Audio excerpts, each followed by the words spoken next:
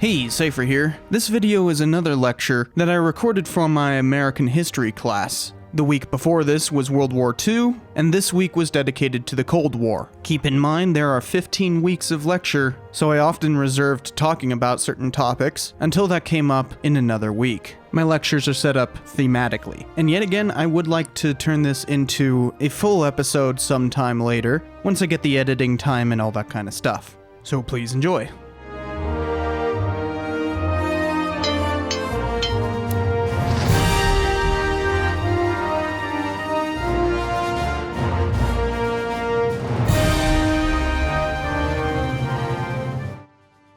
The Cold War came to define the post-World War II era. It dictated policies both foreign and domestic, and caused yet another Red Scare, with the United States as the self-appointed defender of democracy. After defeating fascism, communism was the other roadblock. For Americans saw communism as just another challenge to democracy. So anti-communism defined American politics for the next half-century and debatably well into the present. But what the Cold War was is hotly debated, and to name every little incident would be farcical to say the least. Historians constantly debate what the origin of the Cold War was, or even when it began. And depending on how one defines that beginning, is also whether or not the Cold War was Russian or American aggression. But ultimately, there's no clear answer. One could say that the Cold War actually began in 1918, with the Allied invasion of its former ally during the Russian intervention of 1918 and 1920. And while the Allies intervened into the Russian Civil War, they were not prepared enough to snuff out the opponents of their allies, as in the Bolsheviks. Instead, they created the Cordon Sanitaire in 1919, which was an attempt to stop the Soviet Revolution from expanding through strategic alliances and diplomatic aid. And the US didn't recognize the Soviet Union as even its own country until 1933. So there was some clear animosity between the powers long before what people normally call the Cold War. In many ways, what happened after World War II was just a continuation of what had been happening before. But World War II was also a very clear split, for the Soviet Union was allied with the United States. But it was more one of those enemy of my enemy situations. Though US propaganda was perfectly happy with calling Joseph Stalin Uncle Joe so that they could put a congenial face on the tyrant, that was purely for the war effort against Nazi Germany.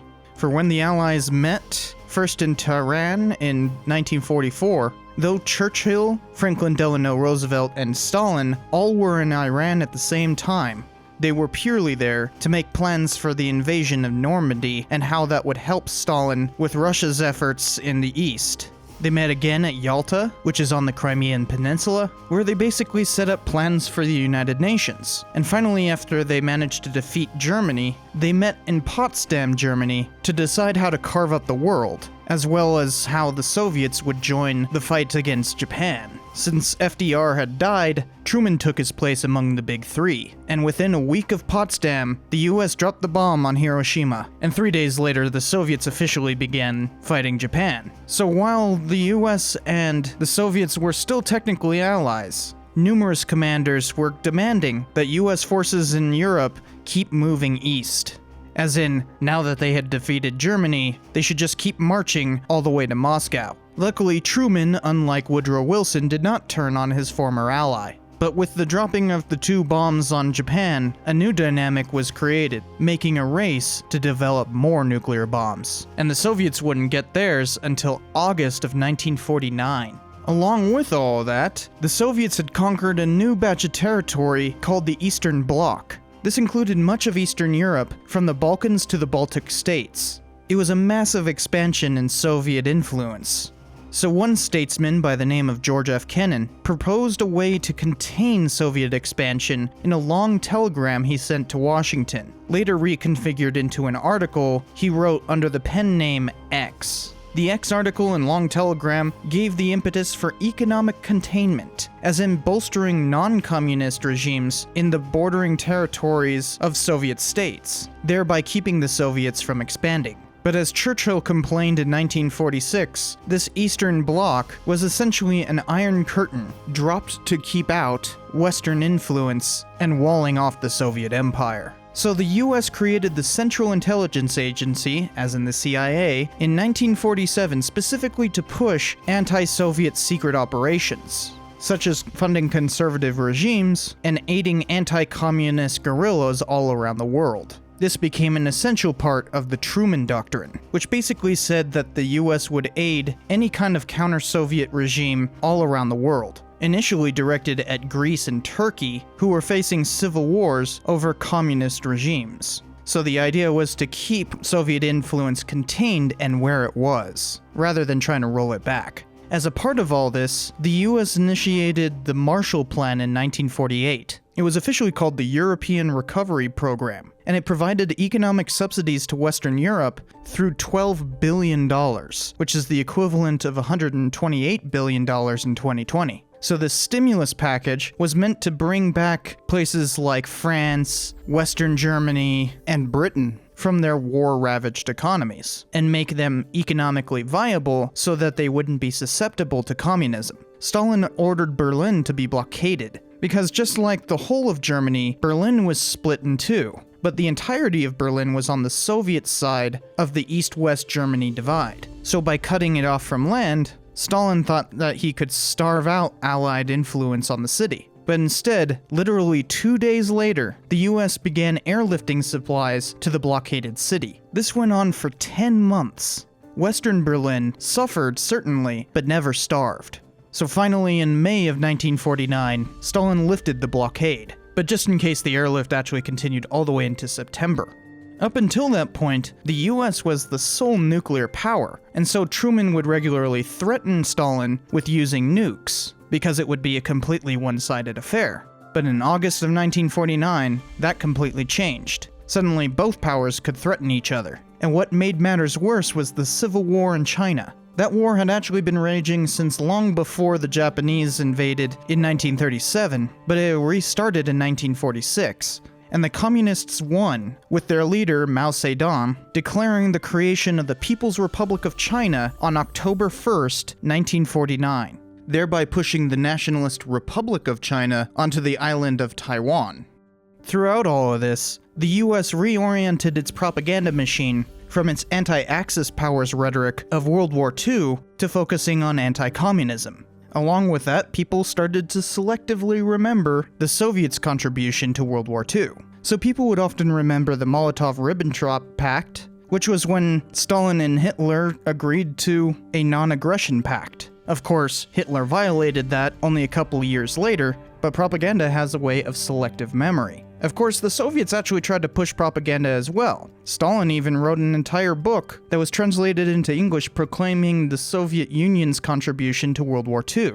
Of course, that didn't really work. And so the US, through agencies like the CIA, kept pushing espionage to fight for democracy. While the US had brought back that old Wilsonian gem to talk about fighting fascism, the same went for communism. And throughout all of this, another process was making things a little bit difficult, as France and Britain began to shed their colonies. So a whole dynamic was created called the Three Worlds. The first world were Western democracies, fully empowered to fight the Soviets. The second world were the communists. And the third world were former colonies, not yet ready to join the fight against communism, and uniquely susceptible to that second world influence. That's where we get the term Third World and First World. All of it was Cold War propaganda. And this really had an effect on the US domestically, for alongside the rise in Cold War tensions was also the beginning of the Red Scare. Now, unlike the first Red Scare in 1919, the second is a little bit difficult to nail down the timeline. For after all, the predecessor to the FBI, the Bureau of Investigations, had focused on trying to stop subversive activity, and a young J. Edgar Hoover, who would later lead the FBI, got his start by cataloging these subversive activities. And the FBI never stopped doing that. In fact, they still do that today. So throughout the 1920s, 30s, and 40s, the FBI was already prosecuting its own Red Scare. But what kind of led the charge on the second Red Scare was the House Un-American Activities Committee. It was formed in 1938 to hunt down Nazis and communists within the government.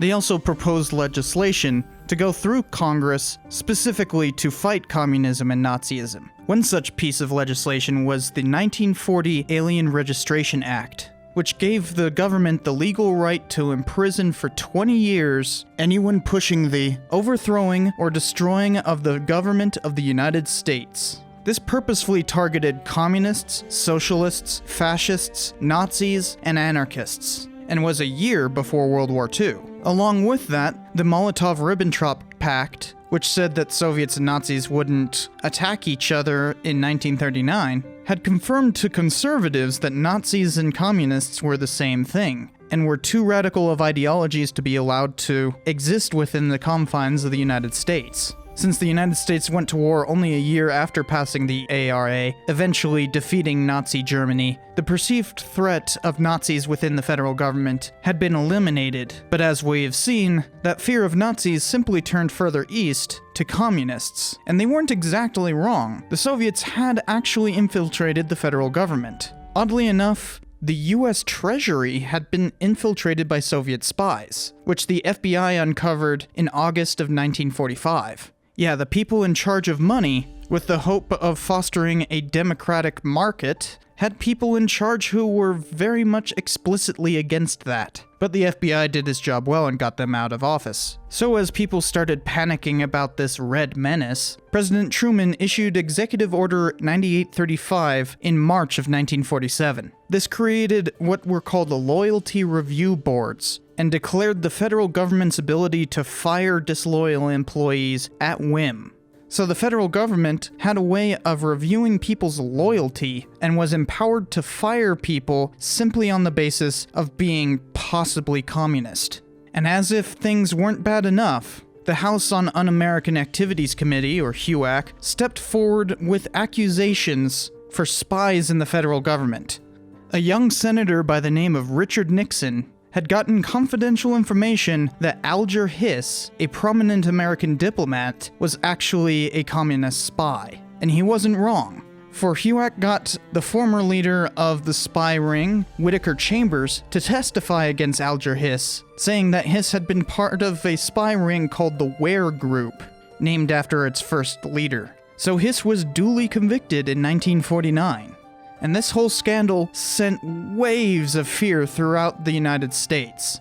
For while the Silverman spy ring during World War II with the US Treasury was all kept under wraps because, well, it was during World War II and scandals were suppressed by the Office of Censorship, Whittaker Chambers testifying against Alger Hiss was front-page news. And secretly, the US had a way of knowing about Soviet spies within the US. The Venona Project was created by the Signal Intelligence Service within the US Army during World War II. It intercepted and decrypted secret Soviet transmissions back to the home country. This secret intelligence was what the National Security Agency was founded on keeping tabs on. And from 1943 onward, they had significant intelligence that there were in fact Soviet spies. The most prominent of these were Julius and Ethel Rosenberg. For after the Soviets had nuclear weapons in 1949, the US turned inward to figure out how the heck such a backwards country could possibly develop the most powerful weapon known to man. And the answer was espionage. The Rosenbergs were convicted in 1950 for leaking nuclear bomb schematics to the Soviets. Unbeknownst to everyone, there were actually quite a few atomic spies working on the Manhattan Project, and the Rosenbergs were just a small part of a much larger network. Working backwards, historians have managed to identify about a dozen spies on the Manhattan Project.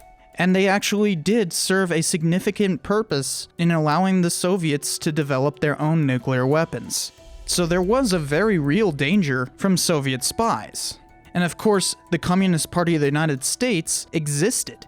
In fact, from its founding in 1919, the CPUSA funneled information to the Soviets and maintained ties with a whole bunch of different organizations, including numerous trade unions. One of its founding members, in fact, was from Ukraine and had explicit ties to the Bolshevik Revolution. By at least 1930, he started using the CPUSA as a cover for covert work for the Soviets. So the US Congress figured out ways of eliminating the CPUSA, since they were somewhat justified in being afraid of it being a seditious organization. So with the Taft-Hartley Act in 1947, any affiliation with labor organizations was outlawed. Any open communists could not be labor leaders.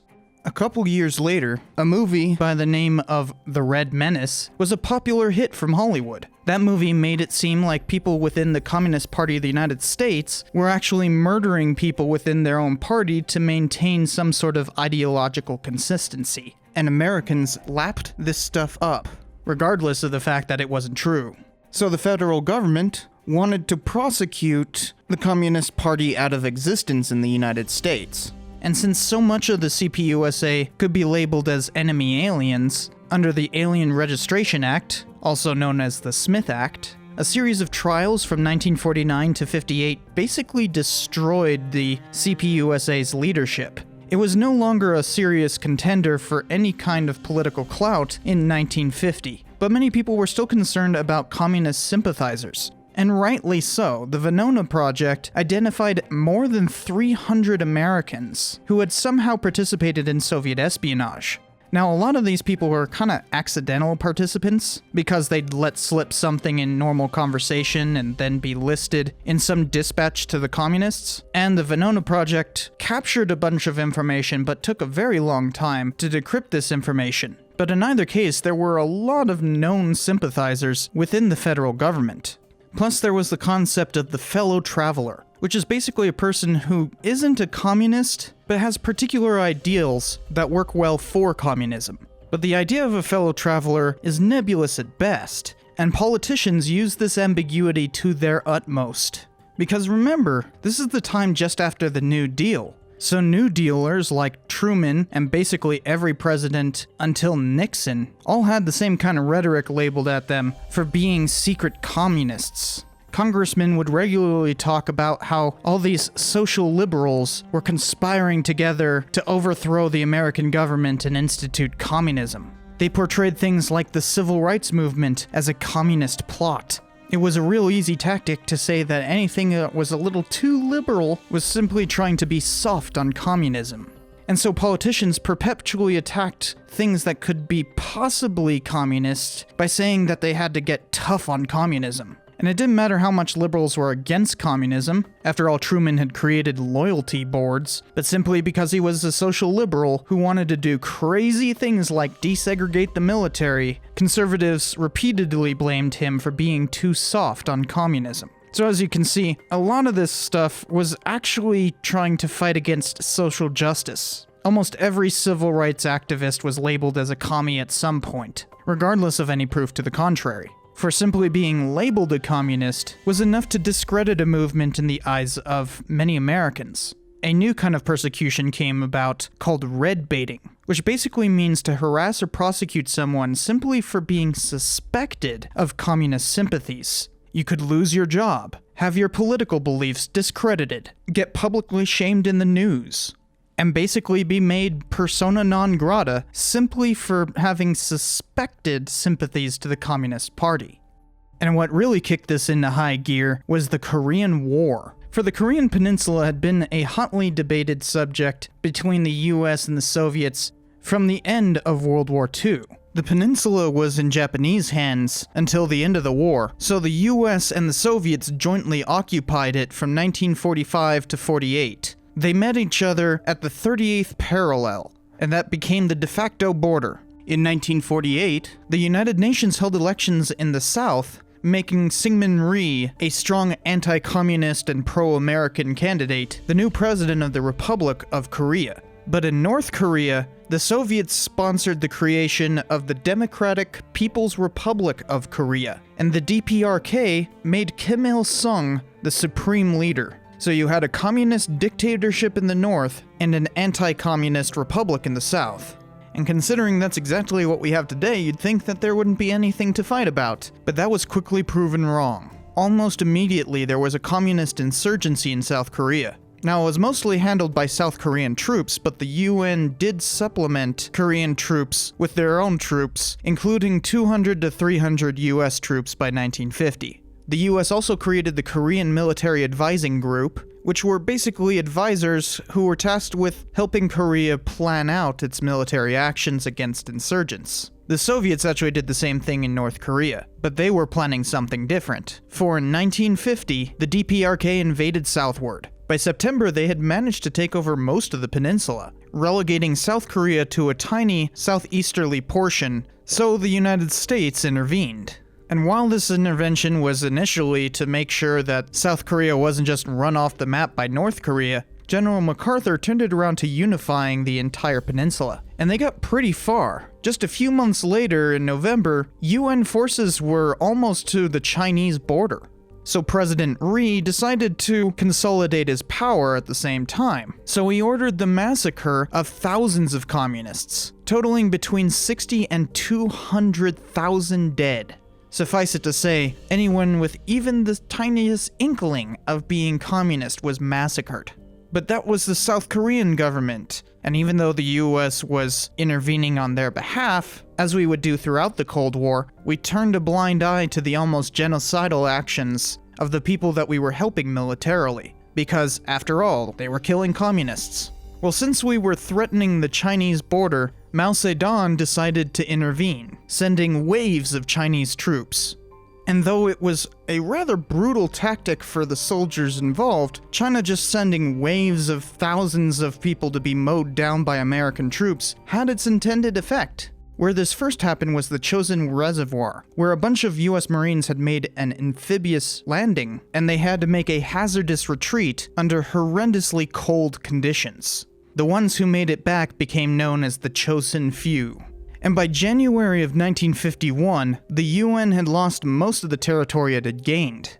So this war moved really rapidly, though in a few months, the lines were pretty much where they would remain for the rest of the war, and where the border is today. Understandably, General MacArthur wanted a lot more action, and when President Truman refused to give more troops, he went to the press, a huge faux pas for an American commander. The president is the one in charge of the military, and to try to usurp his authority by advocating different plans in the press is basically career suicide, which is exactly what happened with MacArthur, for Truman fired him. And this actually became a huge controversy, because presidents hadn't really used that power since the Civil War.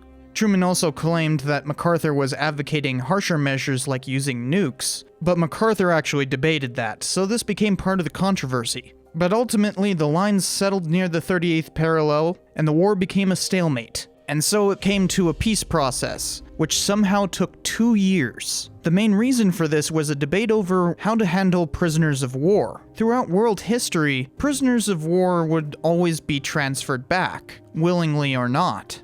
But after World War II, a bunch of forced repatriations were seen as kind of a horror, because they were forcing people to go under Soviet control. And the Soviets often treated their returning POWs quite horrendously. Some even chose suicide rather than forced repatriation. So Truman took a stand to keep all the non-loyal POWs in South Korea, and the debate over whether or not that was okay and how to determine that loyalty was the thing that kept everybody fighting for another 2 years. But the Korean Armistice Agreement was signed on the 27th of July, 1953. It basically freezed the battle lines where they were already drawn, and set up a 160-mile demilitarized zone across those lines. Of course, those lines were roughly the same as they were in 1948, and this demilitarized zone, or DMZ, has basically become the most epic staring contest of all time, because North Korea and South Korea basically stare at each other with their militaries half-cocked and ready to fight another war. So while the Korean War was over, there are still continuous incidents all the way to today. For instance, the North Koreans have sponsored various assassinations, attacks on aircraft and ships. They made secret incursion tunnels, and there was a big flare-up in tensions in 1966, which actually killed 300 South Koreans, 43 Americans, and 400 North Koreans. And of course, now there's the possibility of North Korea using nuclear weapons. So while the war is over, the conflict continues. So while the Korean War was still flaring, obviously this heightened tensions with the Red Scare going on back home. And much of this centered around Senator Joe McCarthy. Remember, with all that concern about Soviet spies in the federal government, accusations of disloyalty had particular political power, which is exactly what Joe McCarthy used to his advantage in 1950, when he proclaimed that he knew of 81 cases of Soviet spies within the government. In fact, he would continue to make claims about knowing a bunch of spies in the government, increasing that number over time. But he was always rather coy about who he was blaming. And though he would tout a list, he was never willing to show it, nor to give specific evidence as to how he got those names. So in the midst of the Korean War, McCarthy's fear-mongering had a great deal of power, so much so that President Truman said McCarthy was the best asset the Kremlin has. So Congress started trying to be more and more proactive about finding disloyalty. Senator McCarran introduced a bill called the Subversive Activities Control Act in 1950, often just abbreviated to the McCarran Internal Security Act. And even though Truman vetoed it, Congress overrode his veto, making it law. And what the McCarran Act did was force registration of supposed communists and gave specific provisions for emergency detention. Liberal newspapers at the time called them concentration camps. But this effectively outlawed communists within the United States by forcing them to register and sending them to detention centers simply for having dissident political opinions. This was clear political suppression. And in the election of 1952, as Eisenhower became the Republican candidate, McCarthy cozied up to him, campaigning vigorously on Ike's possibility of being more anti-communist than his Democratic counterpart. And since Ike got elected, McCarthy was given a special political power within the Senate. He became a committee chair with the power to investigate innumerable cases. So he would subpoena people so that they had to testify about their loyalty in front of the Senate.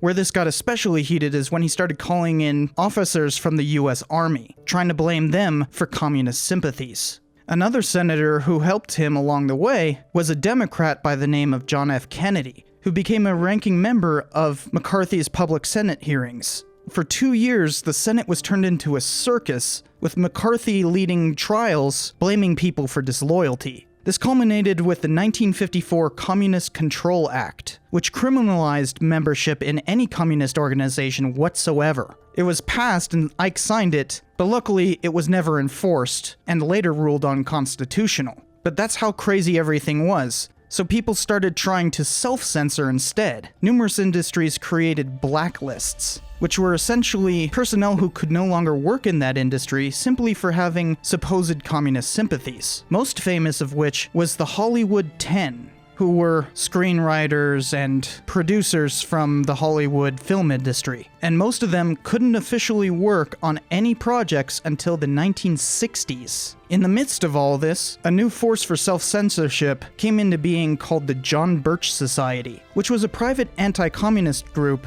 that openly declared that it was trying to root out a communist conspiracy to overthrow the US government. Thereby, this red-baiting conspiracy theorism wasn't only a facet of political life at the federal level, but part of everyday life. The federal government fostered conspiracy theories about communist takeovers, and groups like the John Birch Society pushed their own conspiracy theories. It was a feedback loop of fear and hatred. Taken as a casualty of the Red Scare were homosexuals. Gay people were rooted out of the federal government through all these loyalty provisions because supposedly being gay made them particularly susceptible to communist influence. So simply being gay made you a communist in the eyes of McCarthyism. This persecution of gay people is known as the Lavender Scare, but eventually people did start fighting back against this. For instance, in 1954, the TV show See It Now concluded a segment on McCarthyism saying,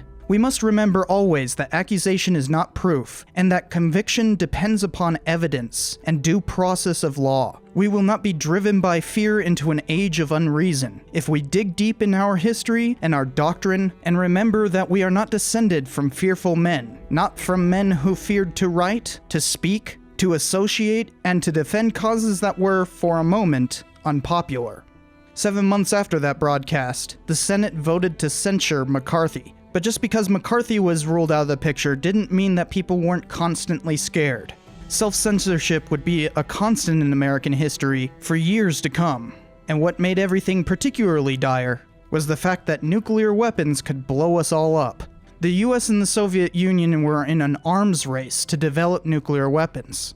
It wasn't enough to have atomic bombs that relied on fission and could only create a limited size of explosion. In 1952, the US tested the first hydrogen bomb, which is nowadays called a thermonuclear bomb. And the idea of a thermonuclear bomb is that a small fission explosion is detonated to create a fusion explosion. They go from splitting the atom to fusing two hydrogen atoms. In order to do this, the US had to test bombs constantly. In fact, in the entire history of the US, we've detonated 1,149 bombs. Along with making bigger and bigger explosions, we also had to create new ways of delivering those warheads. So for instance, we created ballistic missiles that could go outside of the atmosphere and travel extreme distances to deliver a payload thousands of miles away. And by 1970, we were testing multiple independent targetable re-entry vehicles, which is basically multiple missiles strapped to one. Because by the late 1950s, we were also testing anti-ballistic missiles, which are basically missiles meant to shoot down other missiles. But a MIRV, as in multiple independent targetable re-entry vehicles, could split up and make sure that an anti-ballistic missile couldn't shoot down all of the re-entry vehicles. MIRVs are still quite a scary thing because they cannot really be defended against. As these new capabilities came into being, a new theory dominated the way that we understood how a nuclear war would be fought. This was called mutually assured destruction, or MAD. And the basic idea of it is that if the Soviets launched a missile at us, we could destroy them as well. And officially, we declared that we always had the ability to do a second retaliatory strike in 1961. So if the button was pushed, there was no running away. The Soviets made this even worse in 1974 by saying that they had what's called a dead hand, which was a device that would somehow shoot off a second strike even if the entire Soviet Union was dead. And how we assure that MAD is a thing is what's called the nuclear triad. The basic idea is that you have bombs and planes always ready to strike, such as what was called Operation Chrome Dome, which was from 1960 to 68, where we had bombers over northern Canada constantly armed and ready to go. The second part of the nuclear triad is ballistic missiles, hidden away in underground silos or in mobile missile launchers. And the third part are submarines who could launch missiles from beneath the waves. But still, it's not as though we didn't constantly threaten to use them. A key part of US-Soviet relations throughout the 1950s, 60s, and 70s was a concept called brinksmanship. And the basic idea is that you keep on getting closer and closer to the brink, but never going over, by threatening to use nuclear weapons and make more headway diplomatically. But the problem with all this is that things can go wrong pretty easily. The Army has a term for nuclear weapons accidents called broken arrows, and they've officially classified at least 32 incidents as broken arrows. And there's actually a bunch of levels below that, which include accidentally detonating bombs, but not the nuclear part of them, incorrectly detecting Soviet launches, having nuclear submarines getting lost, bombs having to be ejected from bombers, and all kinds of weird and wacky stuff. The fact is, the nuclear arsenal had innumerable incidents, and we don't even know how much the Soviets had because they kept much of their accidents completely secret even to this day. But for instance, there are currently 8 nuclear devices that the US has not been able to recover from these various accidents. That's how common they were. 8 devices are still missing. So understandably, Americans basically constantly lived in fear of nuclear destruction. They were living in what we call the atomic age. Kids were taught in school how to duck and cover from possible nuclear bombs. And a whole new type of fiction grew popular trying to imagine what a nuclear apocalypse would cause. For after all, when the button is pushed, there's no running away. But there were some benefits to come from nuclear technology. After all, nuclear decay creates a lot of heat. So in order to refine uranium to the point of being weapons grade, we needed to create reactors. And the first one was built in 1942. But all of these early reactors were basically meant to just make bomb materials. But in 1951, the first electric generating nuclear reactor was created. 3 years later, the technology could be made small enough to power submarines. And in 1957, the first Generation 2 reactors were created. These reactors made stable power without the intent of enriching weapons-grade uranium. So Generation 2 nuclear power plants were intended as completely peaceful projects, so that they could create cheap electric power. But of course, with nuclear power, there's a bunch of problems, because one, these are done by private interests, as in private corporations control nuclear power, which is a huge security risk. And two, the nuclear waste that is created by these plants, though small, are hazardous to store. They basically have to be buried deep into places where they can't be accessed by the public, and also somehow avoid contaminating the water table. There have been a bunch of incidents with these, but for the most part, those incidents have been overblown in the media. And it is precisely that fear of nuclear incidents, or worldwide nuclear destruction, that has driven people to protest the proliferation of nuclear technology. So by the late 1960s, the Soviet Union and the United States were coming together specifically to talk about reducing the amount of nuclear bombs, which ultimately resulted in the Strategic Arms Limitation Treaty of 1972. So people protesting the proliferation of nuclear technology had a positive effect in limiting the amount of nuclear bombs, but they also protested nuclear power plants. And so from 1977 to 2015, no new nuclear power plants were made in the United States. And generally, because of all these protests, we've refused to accept that there's newer and safer technology, because Generation 3 nuclear reactors came about in 1996, and there's even a new generation on the horizon. But the fact is, people are rightly scared of the massive amount of destruction this kind of technology can cause, because the US and the Soviet Union were constantly at odds. In 1949, the Western powers created the North Atlantic Treaty Organization, or NATO. And this was basically all the Western powers coming together to say that they would protect each other in the event of Soviet invasion, including through nuclear arms. And when West Germany was added to NATO in 1955, the Soviets responded by creating the Warsaw Pact, which basically unified the Eastern Bloc and the USSR under the same kind of protection treaty as NATO. So the US and the Soviets were constantly playing this game of who could have a controlling interest in various spheres. To gain a sphere of influence, the US was constantly sponsoring various coups and insurgencies. For instance, in 1953, we helped overthrow the Iranian government and institute an anti-communist. Same thing with Guatemala in 1954. All of this was done secretly through the CIA. The other main way that the CIA exerted influence throughout the world was through secret funding. So they'd help fund campaigns or reforms for basically anyone who was openly anti-communist.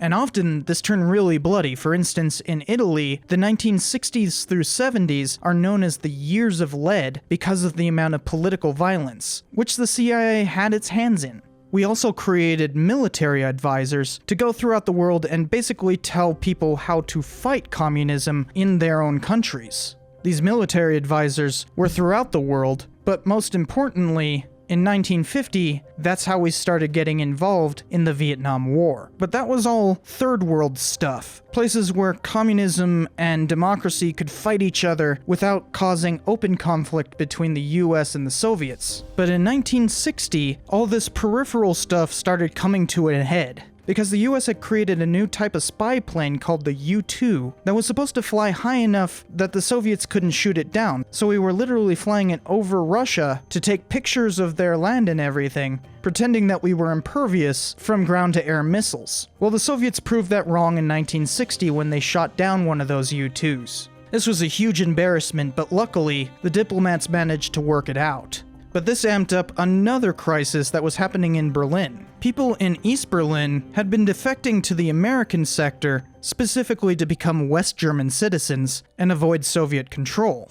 And in 1958, the Soviets gave an ultimatum saying that NATO had to move completely out of Berlin by 1960. But of course, this was all just bluster trying to gain control over West Berlin and to stop that drain of East German citizens. But of course, NATO didn't back down, and so once that U-2 was shot down, the Warsaw Pact gave another ultimatum saying move out by 1961. This time they armed the border, and the US had to respond by sending its own tanks to stand off the Soviets. And while they stared each other down at Checkpoint Charlie, though it was quite an intense situation, nothing actually happened. So instead, the Soviets started building a wall to cut off the American sector and stop people from escaping into West Berlin. They completed the Berlin Wall in 1962 and fortified the entire East German frontier only a year later. So the Berlin crisis was avoided, but just in time for a new crisis to draw the United States' attention.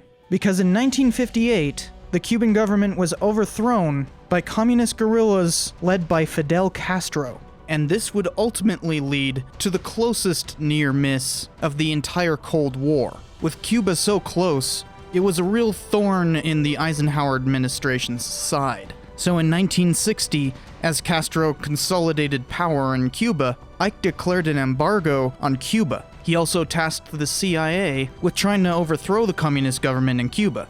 The CIA backed the Escambre Rebellion, which was a small mountaintop insurgency against Castro. But the CIA was just getting started. So they gathered 1,400 anti-Castro Cubans in Florida and trained them as paramilitary invaders. So while all this was going on, the presidential election was going on between Nixon and John F. Kennedy, both of whom fervently campaigned about eliminating Castro. For if you remember from the Red Scare stuff, both of them had played leading roles. But JFK won that election, and so it was up to him to decide whether or not to send the CIA-backed paramilitary invaders. Ike had been holding them back, saying he wanted a minimum of 1,500 people, but JFK gave the go-ahead. So the invaders came in at the Bay of Pigs. They had the backing of American bombers and supply ships, but it turned into a disaster and they were easily defeated. The CIA would continue to contemplate ways of overthrowing Castro for decades to come, even with proposed false flag operations and various assassinations, including the idea of using exploding cigars. None of these things materialized. But the geopolitical chessboard was reset again when the US sent ballistic missiles to be housed in Turkey. So the Soviets responded by sending missiles to Cuba. Realize intercontinental ballistic missiles were few and far between, but medium-range ballistic missiles were numerous by 1962. And so by the US putting missiles in Turkey, we were threatening Moscow, and for the Soviets putting missiles in Cuba, they were threatening Washington, D.C. And so the missiles were discovered on October 16, 1962, as a U-2 spy plane flew over Cuba, taking pictures of various facilities. We responded by saying that we would blockade the island of Cuba and demanded the removal of the missiles. And so for 13 days, the entire world teetered on the brink of nuclear war. Suffice it to say, because of mutually assured destruction, JFK and his Soviet counterpart Khrushchev wanted to avoid going to war. But the problem was, they couldn't exactly be clear about the negotiations. Both of them had to play this game of nuclear brinksmanship, testing the boundaries to be able to gain any kind of advantage they could. Plus, the way that they were conducting these negotiations meant that no clear messages were getting in between the two. And at some times, JFK actually thought that Khrushchev had been overthrown by a coup. So JFK sent his brother, Bobby Kennedy, to go through the back door of the Russian embassy and negotiate the removal of the Cuban missiles. But in the meantime, a U-2 plane was shot down over Cuba, killing the pilot. Another U-2 flew over Siberia, and so the entire Bering Sea became filled with fighters from both sides, some of which were armed with nuclear air-to-air missiles. And finally, a Soviet submarine trying to run through the blockade almost got hit by some US depth charges, and so the Soviet submariners almost launched a nuclear torpedo at the American ships, keeping the blockade. In fact, the way that Soviet submarines had to launch a nuclear weapon was by consensus of 3 officers, and there was one officer who dissented, and therefore the nuclear torpedo wasn't launched. So Vasily Arkhipov might have saved the world from nuclear Armageddon. So Bobby Kennedy's secret negotiations were pretty important in averting nuclear apocalypse. Eventually, everybody agreed to remove the missiles from Cuba and to secretly remove the missiles from Turkey, though the US did not publicly acknowledge that was part of the negotiations. As a result of all this, the US and the Soviets realized that we needed a direct means of communication. And so the Moscow-Washington hotline was created as a direct link between the Kremlin and the Pentagon. It's popularly known as the Red Telephone, but it was actually just a bunch of teletype machines and fax machines later. It actually remains a type of communication even today, which was switched in 2008 to email. But the Red Telephone is just a fun colloquialism for a much more complex process. Disaster was averted, but the Cold War continued. Basically, all presidents from Truman all the way to Bush Sr. openly campaigned as anti-communists. But instead of direct confrontation like the Cuban Missile Crisis, we focused on proxy wars, especially in the Third World. For instance, there was Operation Condor, where the CIA was involved in anti-communist regimes in Argentina, Bolivia, Brazil, Chile, Paraguay, and Uruguay, or basically the southern cone of South America. Many of these regimes were basically fascist, and most of them had death squads that would go out and assassinate all possible communists and imprison anyone else. This led to about 60 to 80,000 deaths and 400,000 people imprisoned. But even worse was what the CIA backed in Indonesia. They supported a regime through training, armament, and funds, and the Indonesians turned around to purging all communists within Indonesia, which amounted to about 500,000 to 1 million deaths. And of course, there was our increasing involvement in Vietnam, which began in 1950 with Truman sending in military advisors. But it wasn't until JFK sending in the Green Berets where we were directly involved in that war. And in 1964, JFK's successor, Lyndon Baines Johnson, sent regular forces. The fighting there ramped up constantly until 1968, where a Vietnamese offensive, while a failure in Vietnam, succeeded in making US popular opinion turn against the war, and we steadily removed troops until 1973, where a peace accord was signed. Only 2 years later, North Vietnam took over South Vietnam. So that war, while too complex to cover here, was a significant part of this whole Third World interference. Anti-communism also greatly affected domestic politics, reining in anyone who was supposedly too soft on the communists. But the Chinese and the Soviets began to split apart in the 1950s. Khrushchev had come into power, making a secret speech in 1956 denouncing Stalin's cult of personality. Mao was a staunch Stalinist, so he was opposed to Khrushchev's de-Stalinization, which was the process in which the Soviet Union steadily got rid of much of Stalin's tyrannical ways. And Mao was right in the midst of pushing his own Stalinist kind of tyranny. Plus, Mao saw Khrushchev as being weak when dealing with the Americans. He wanted to see escalation to nuclear war. And so the Chinese formally separated from the Soviet Union as allies just after the Cuban Missile Crisis was resolved. Only a few years later, Mao launched his Cultural Revolution in 1966, which was also intended to rid China of Soviet influence. And so in 1969, the Chinese and the Soviets actually got in a minor conflict over their borders. And this sporadic fighting, while merely about tiny uninhabited scraps of land, ended up killing a little less than 1,000 people on either side. Seeing that the Chinese were trying to make their own form of communism, the US stepped in to try to drive a bigger wedge between the Soviets and the Chinese. In 1971, China replaced Taiwan on the National Security Council of the United Nations. Later on that year, Henry Kissinger, who was at that point National Security Advisor to Nixon, secretly went to Beijing to arrange Nixon's visit to China the following year. This visit to China was of huge importance because it formally established trade relations with China, though not fully until 1979, because at first the US wasn't willing to denounce recognition of Taiwan, an ongoing issue even to this day. So the Soviets were beginning to lose power, but even before that they were also losing prestige. In 1961, Kennedy had declared that the US should go to the moon, and later on that decade, Apollo 11 landed there. 5 more missions would successfully land on the moon, ending with Apollo 17 in 1972. The Soviets never landed a manned mission on the moon. In fact, no one else has. So while the US was losing face in Vietnam, the Soviets were losing face because of US achievements in space and China starting to split away. So during Nixon's administration, a thaw in the Cold War came about, called the détente. The new General Secretary of the Soviet Union, Leonid Brezhnev, who was their head of state, he avoided open confrontation and downsized Third World operations. And Nixon followed suit. The two came together in Washington, D.C. to talk about limiting the number of nuclear devices. And by 1975, the following president, named Gerald Ford, signed the Helsinki Accords, which solidified all of this non-aggression principles that détente signified. It also solidified who had sovereignty over what areas.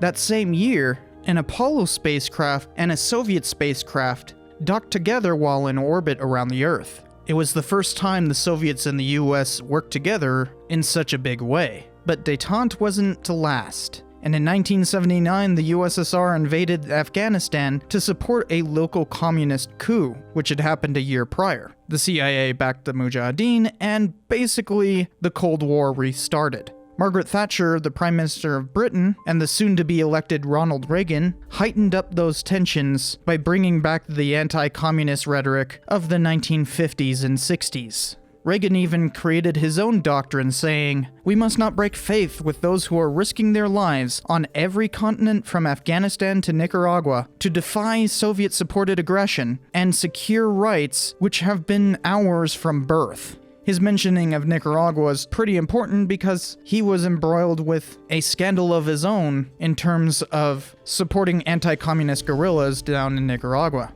But in 1985, Mikhail Gorbachev came to the General Secretary position within the Soviet Union, and he campaigned for restructuring everything, called perestroika. This led to a brief second thaw, as it seemed that Gorbachev was trying to make things less totalitarian. But in 1986, a major nuclear disaster in Chernobyl showed that this perestroika wasn't doing too well. And so Gorbachev started pushing for what he called openness, or in Russian, glasnost. So with perestroika and glasnost combined, and people throughout Eastern Europe generally fed up with Soviet control, there was a bunch of popular resistance movements in communist satellite states, leading to a series of revolutions in 1989, most symbolic of which was the fall of the Berlin Wall.